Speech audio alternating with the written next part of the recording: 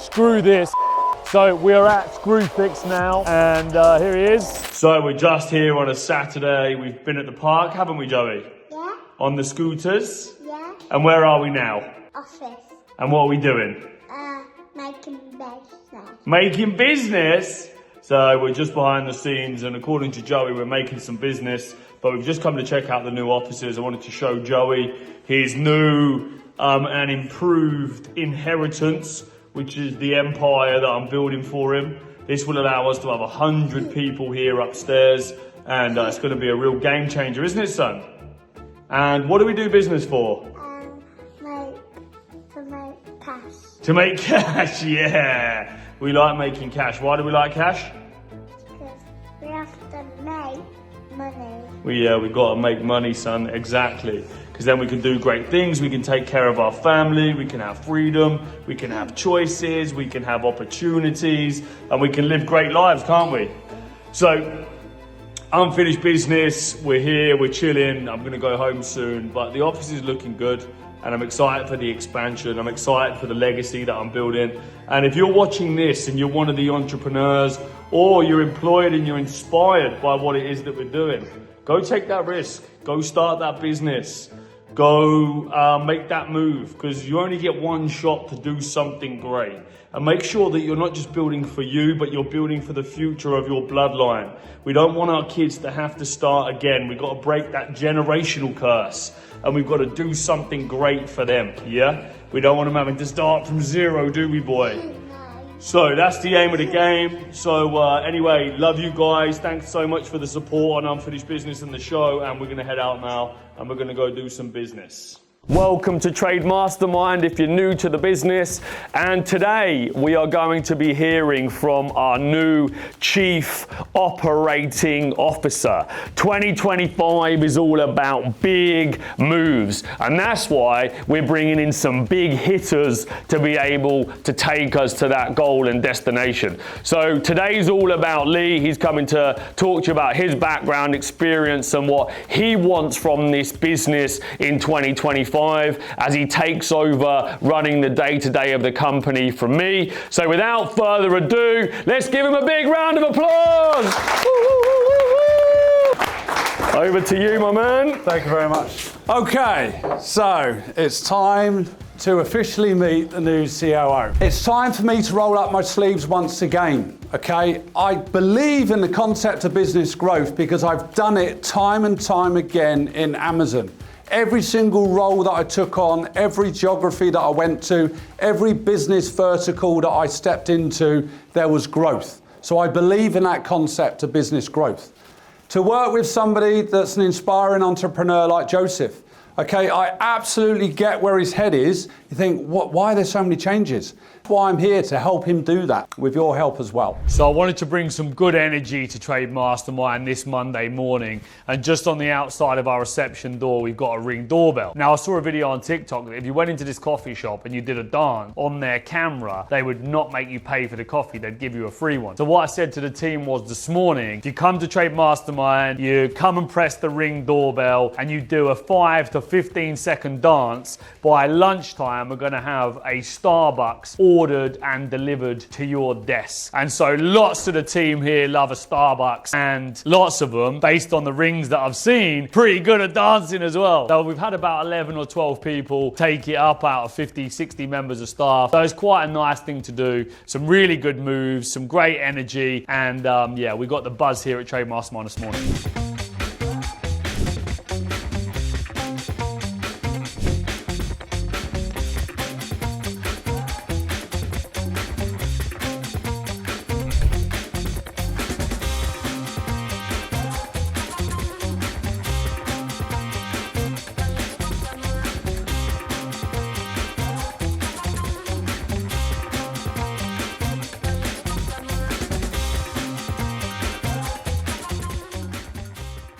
Okay, so just to bring you guys along with the journey, this week I'm trying to get COO infrastructure in, which means daily meetings, reporting and KPIs, so I can start to step away from the day-to-day. And we've just finished our CEO meeting that's going to become the COO meeting, and we had some good brainstorming around the events. That kick-started an idea to redevelop our space downstairs to allow us to fit more people in the building. So me and Lee have just done a tour of the environment, a tour of the podcast studio, a tour of one of the old customer account rooms, and a tour of the event space. And I think actually we've got an opportunity to turn this area into a world-class experience for our current customers and future customers to come. Right, okay, so Lee, what's your idea on this? So get rid of this, continue straight down there, 3 more rooms, consultation rooms. We've got 6 consultation rooms in a row.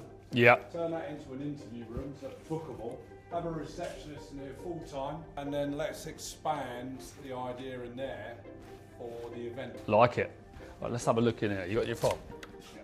So, double doors in there, and then make a nice storage room for all the stuff that's in the event space. Loads of offices that go that way that are empty, that are benchmarked for future growth. They run across the front of the building. The bit that they need, they got double doors here, which works perfectly. So we just need double doors there. And then they can wheel the tables through nice and easy, no problem. Because we're losing a load of space in here by that section and by the section at the back. So this could be good for a good 60 people with this bit cleared out at the back, and then get rid of these tables. They're so bulky, they're taking up a lot of the space. There is, and it will cost a bit, but there is those, I don't know if you've seen them, but you can get those chairs where the thing folds up and you've got a little table on it. Yeah. So you'd get fucking loads of them in. Loads of conferences with them. Yeah. That's a good shout. Because really, if that was flipped, yeah, there's a load more seating. There is, yeah. Just they might say about this corridor, but if you could block that off, we'd gain an extra 20 people. Be a door. I think actually this is the same size as the length that we use upstairs, isn't it? Like if you had the stage here, this is basically in the middle of the room. That's about the same length that we're using conference-wise upstairs. Because the Discovery Day room could do with being a bit smaller. So maybe you could knock that room through. I'm just thinking because your seats could end there and then you could go a bit deeper this side by a couple of meters down that way, but you don't need to have that extended. And you'd have the stage up here with big screens all along this wall. A fucking lot of money they cost me to try and create some efficiency in a big fucking room. Yeah, try get some designs for us this week, Izzy, because I'd quite like to progress that. It's actually not a lot of work and it will save all of that horrible experience upstairs. Then we can register people in the reception rather than in the hallway to then send them up the stairs and they go through the Discovery Day loop of walking through the kitchen and coming in the event room at the back. Okay, so you are in our new boardroom here at Trade Mastermind, and if you've been following us along on UFB, you'll have seen that in the last week this has really come to life and it's taken on a really new image for Trade Mastermind. So got these glass offices, we're still waiting for all the furniture to arrive, so this is just the temp setup, but it's really nice to see all the team up on one floor, okay, working away, and we've still got the construction site happening over here, so we can quickly go and have a look over there. Remember, don't forget the PPE. So in here, all the latex flooring's gone down, painting's happened. This is gonna be a really impressive room. It's just gonna be nice to have everybody on one floor. It's gonna be buzzing away, amazing energy, just really, really excited for this. And as Trade Mastermind says, success leaves clues. We're gonna lock in. How's it going, champ? Good, Joe, yourself? You all right? Good to see you. Good, and you? What's going down? Oh, busy, I'm sure, like yourself, mate. Yeah. Space. Cheers, thank you. I'll move that bag, sorry. Cheers, no, you're all right. That looks really nice. Oh, thank you. So Yeah, I watched the unfinished business. It didn't look like that. we're not we're not in yet, but we will be. Well, we're in, but we're not done yet. Well, I can tell, mate, you've got the label still on. This is fresh. This has just gone live today. So you have the privilege of being the first to sit at the new Trade Mastermind board table. What an honour! Yeah, nice. So over the last few weeks, we've been spending a huge amount of effort in building a world-class customer service department. And it's all about improving the experience on a daily basis. Now, we don't get many cancellations, but we do get some. And as the CEO of the organization, I want to make sure that I am very close to our customers to understand what, as a business, we're doing very well. So rather than assume or get feedback just from my team as to why people aren't excited to be part of what we're doing, I want to actually speak to them myself. And I think hopefully it motivates our customer service team to see that I'm not just sitting in meetings telling them that we want to improve our service. I'm actually picking up the phone myself to lead from the front and to show them that I really do want to improve our service. We've got a fantastic customer service team here with the right motivation, leadership and guidance, can be world class. And so I'm looking forward to this. I want to learn some stuff. I need a list of name and numbers of Febden so far. Whoa! Sorry, what the fuck? What the hell is going on in here? I was more thinking about my coffee than you. I am so clumsy, man. Oh, hi, is that Ross? Oh, hi, Ross. It's Joseph Valente here, the CEO at Trade Mastermind. How are you today? Hi, Joe. How are you doing? I'm all right, you? Ah, fantastic. Yeah, very well, thank you. I won't take up too much of your time. It was just a very quick one. And as the CEO, I really like to reach out from time to customers that have a really great experience with us and maybe customers that haven't had such a great experience with us and just get a little bit of feedback as to what made you change your mind. Would you be able to just give me a little bit of an insight so I've got something tangible to take away? Absolutely nothing with you guys, so you don't need to. But I think what you're doing is really, really inspiring. You know, I think you're a good, you're a great guy. I think what you do for change people's lives is amazing. But just personally, at this moment in time, I'm just not in the right mindset. Yeah. When you went back and you thought about the cost and the time commitment, did that contribute to the decision?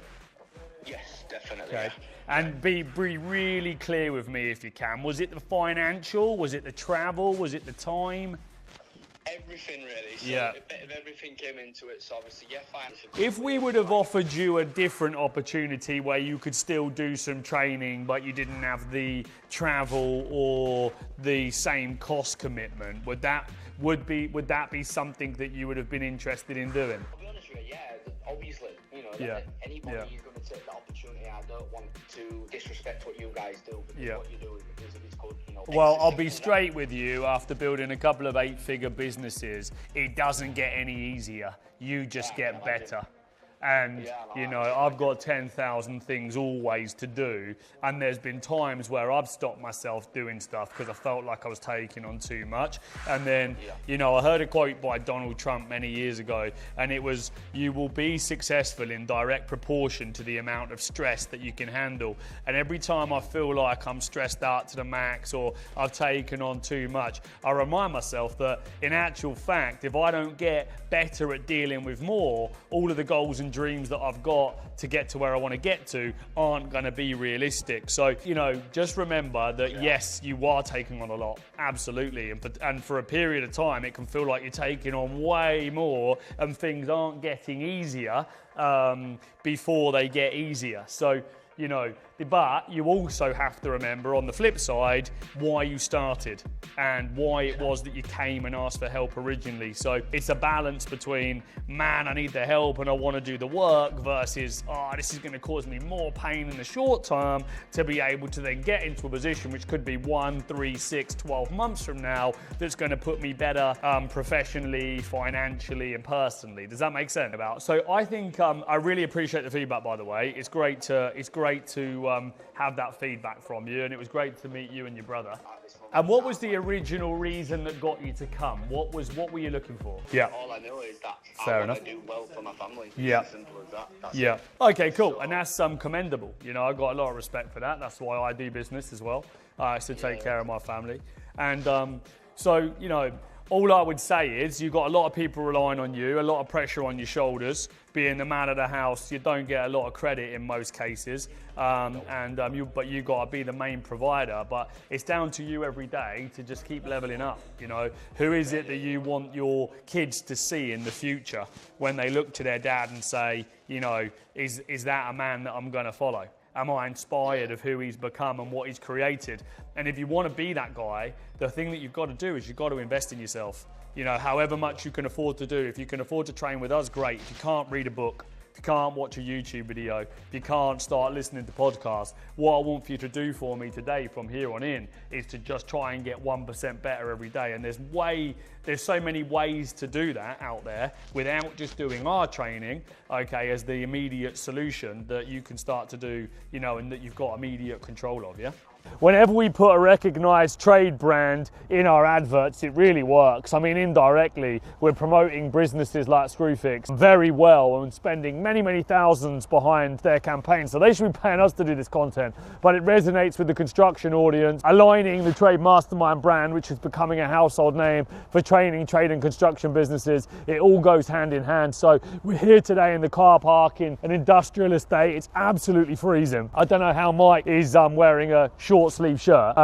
Braver man than me, because I am absolutely ice cold. We need to get our ads popping again, so we've got to do some standout stuff. I need to bring the energy. We've got a good environment and we've got a wizard of a video editor. Hopefully we're going to generate some high quality leads off the back of this, but it's cold, man. Green is the new gold, baby. The BBC have reported that the renewable sector is going to grow faster than oil and gas. You might think it's too late to get your business ready to start selling renewables in the summer, but you'd be wrong. You could be doing solar jobs in no time at all, getting results like some of the other businesses we've helped in the last 3 years. A bit unhappy with how things were going at work, constantly chasing money, lying to my wife, couldn't afford to pay ourselves. Yeah, since joining Trade Mastermind, it's just taken a complete U-turn. We've now gone into a scalable system, which is the renewables, and it's just helped with everything, helped with the cash flow, helped with personal life. In 12 months' time, I reckon our business should hopefully be up to £3 million a year. Get booked onto one of our discovery days with zero commitment, but just to see how much you could make in the new gold is green gold rush.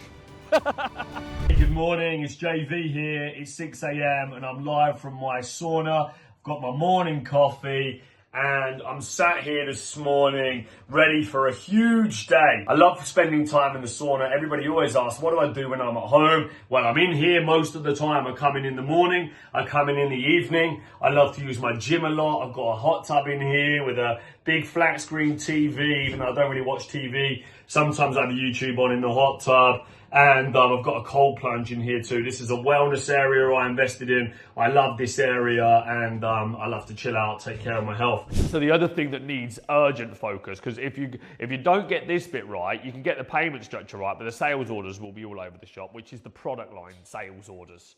Coming up with a framework around the individual product lines, because each one of them needs different pay structures and it needs different nurture, doesn't it? Different onboardings, different timeframes and everything else. So we're going to need to match up. Really, I think the first thing it starts with is product lines. Then it starts with payment structure. Then it starts with service and delivery, doesn't it? And that's really where I want you spending most of your time right now, is developing that sharpish. Yeah, as I said, Malvina's fine on doing the academies and the customer service, so you don't need to worry about customer service. What we got to worry about is that I'm going to continue to push TGS and that we've got to get control of the journey. Yeah, but we've got to have a system that allows you to, at the click of a couple of buttons, go, yeah, Joe, we've got 18 trade pod customers. They're 6 months in. They've paid this much to the accounts. We got this many boardroom customers. We did this much revenue out of it. They've all successfully paid. You're 9 months in. We've got this many design customers. You've got brochures that are 1 week start, on their third version and everything else, yeah? So you've got to get that info so you can run this properly. If you don't get that, you're not going to be able to do it, are you? And at the minute, you're probably a few weeks away from doing that, but start building the document, yeah? Good.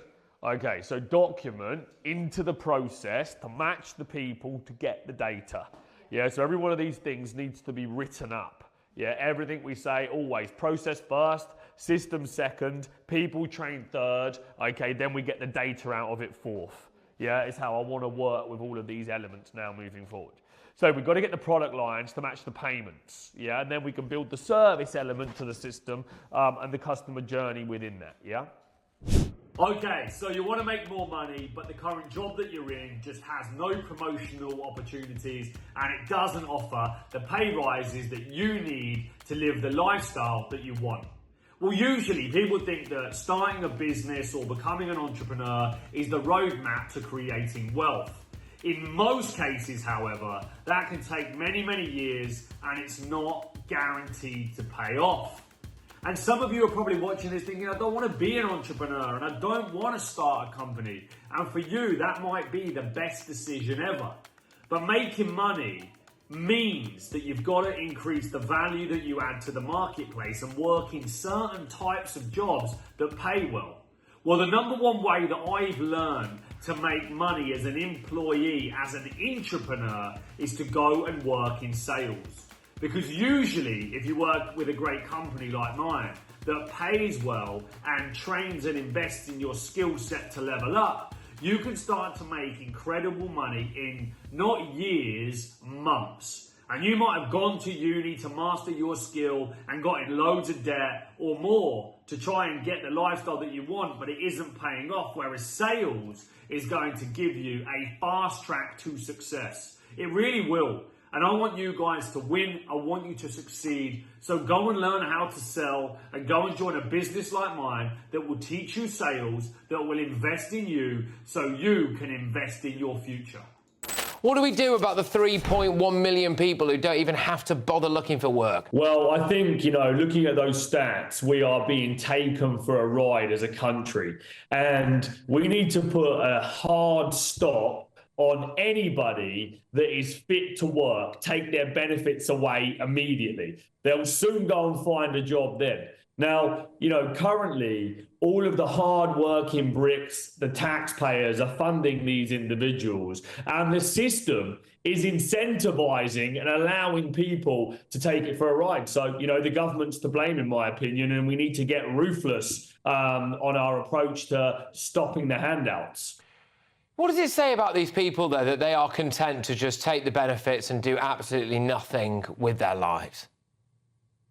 Well, look, I've hired nearly 1,000 people in the last decade, and some people out there are go-getters, and some people want the world to do them a favour. I don't think we're ever going to stop that, but the system is currently incentivizing them. And before coming on this show, I was thinking about a specific demographic, those mums and those parents that can't come back to work because it's not financially viable for them to do so. The cost of childcare is outrageous. And so they're going to hand over their to a nursery or a preschool, and then they're going to go and work full time to be worse off. And that is the system that is broken, and that's the system that needs fixing. There's also a high proportion of very young people on that benefits list as well, 18 to 24-year-olds.